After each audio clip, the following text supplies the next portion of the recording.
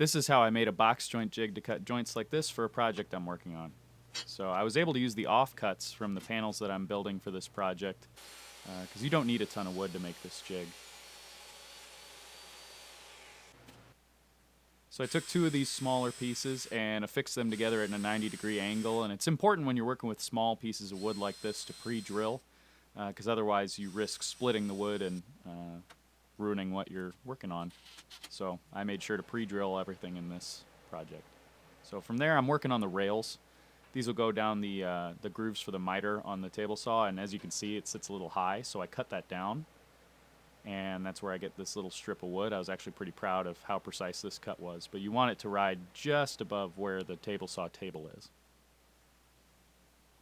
So from there I'm marking out and taking my time to make sure where the sled is going to ride on those two rails. And I'm marking it here and making sure everything's true at a 90-degree angle so it'll slide well. So from there I use some double-sided tape to get everything lined up on a preliminary basis before I put the final screws in.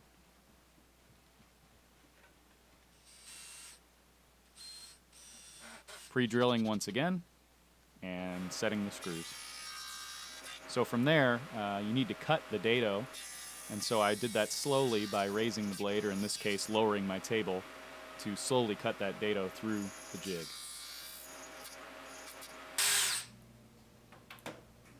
So here's where the rubber meets the road for one of these jigs, is you need to have a piece that is the exact size of the joint, the dado that you will be using.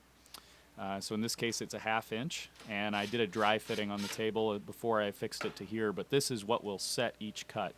So you bump your workpiece right up against that and then run it across the saw, and when you lift it up again you will then set that joint that you cut on top of that piece of wood. As you can see I just moved it up and over, up and over. And that's how you get a really uniform, nice box joint.